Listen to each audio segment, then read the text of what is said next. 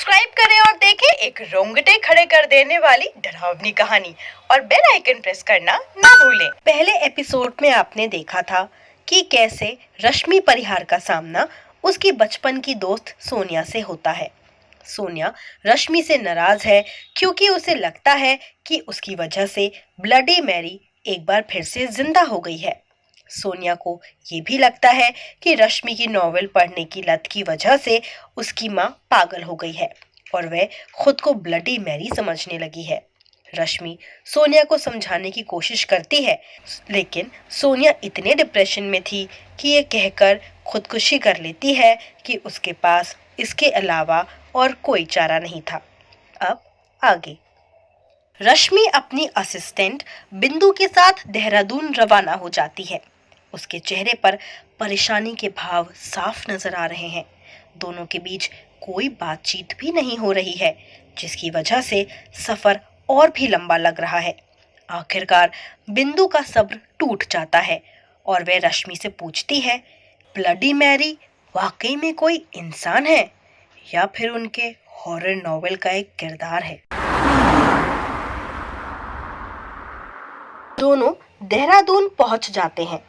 रात के 8 बज चुके हैं। रश्मि को यह देखकर हैरानी होती है कि घर का दरवाजा खुला हुआ है। वो तेजी से घर की तरफ भागती है। अंदर जाकर वो अपने पेरेंट्स को आवाज लगाती है, लेकिन कोई जवाब नहीं आता। वो एक कमरे से दूसरे कमरे की तरफ पागलों की तरह भागती है, लेकिन वहां ना तो उसकी माँ थी और ना ही उसके पिता। रश्मि निढाल होकर कुर्सी पर बैठकर रोने लगती है। तभी बिंदु सामान लेकर अंदर आती है। रश्मि की हालत देखकर वो भी परेशान हो जाती है और वजह पूछती है।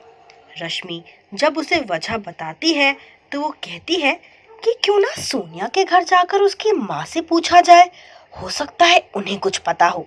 रश्मि एक पल के लिए सोचती है और तेजी से उठ के कमरे से बाहर निकल जाती है।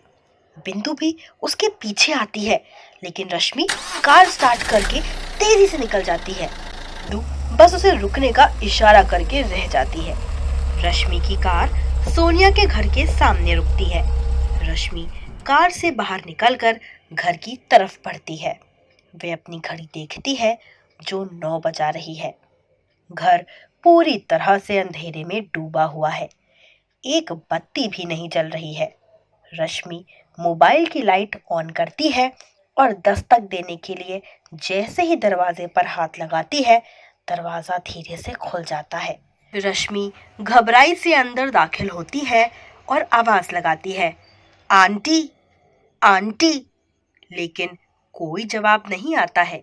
रश्मि को मोबाइल की लाइट में फ्रिज के पास स्विच बोर्ड दिखाई पड़ता है।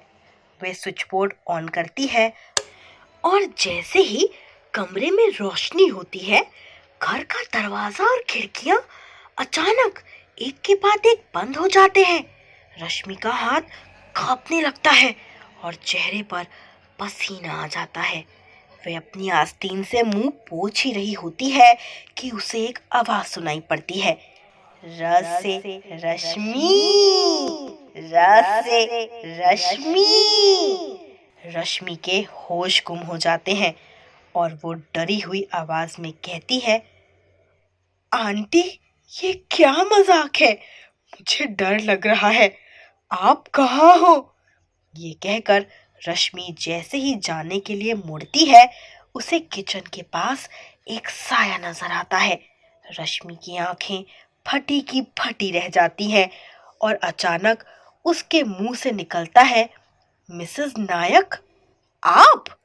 अचानक साई की आंखें चमकने लगती हैं। इससे पहले कि रश्मि की समझ में कुछ आए, वह साया तेजी से उसकी तरफ बढ़ता है और रश्मि चीखकर अपने हाथों से अपनी आंखें बंद कर लेती है। साया रश्मि के पास आकर धीरे से उसके कान में बोलता है, डरो मत बेटा, मैं तुम्हारी आंटी हूँ। रश्मि डरते हुए अपने चेहरे से अपना हाथ हटाती है तो देखती है कि उसके सामने मिसेस नायक खड़ी हैं, जो डरावनी सी लग रही हैं। रश्मि सोनिया के बारे में अफसोस जाहिर करके अपने मम्मी और पापा के बारे में पूछती है। लेकिन मिसेस नायक इसका जवाब दिए बिना उससे पूछती हैं, मेरे साथ डिनर करोगी बेटी? सोच लो, अगर मना किया तो जिंदगी भर अपनी मम्मी और पापा को खोजती रहोगी।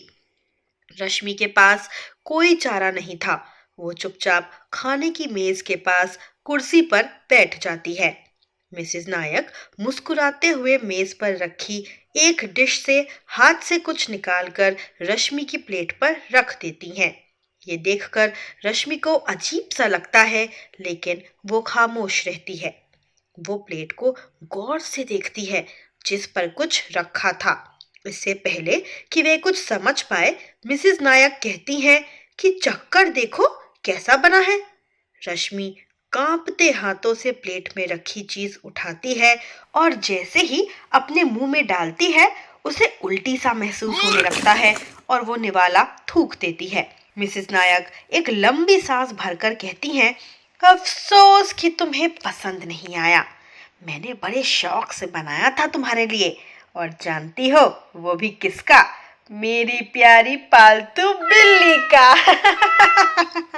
ये कहकर मिसेस नायक जोर से हंसती हैं।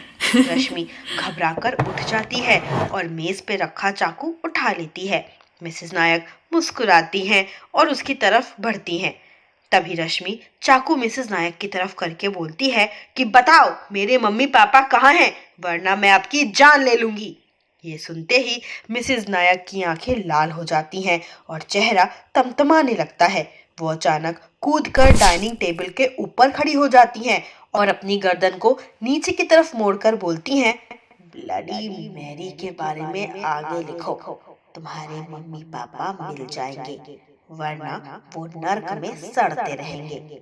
रश्मि थर थर कांपते हुए कहती है कि मैं और कुछ नहीं लिख सकती, क्योंकि मैं तो उसे अपनी कहानी में मार चुकी हूँ।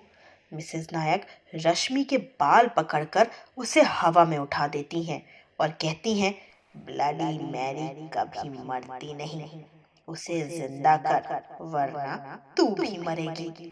ये कहकर वो गायब हो जाती हैं और कमरे में बस उनका ठहाका गूंजता रह जाता है। रश्मि बेतहाशा दौड़ती हुई घर से बाहर निकलती है और कार स्टार्ट करके तेजी से वहां से निकल जाती है। घर पहुंचकर वो तेजी से अपने कमरे में दाखिल होती है।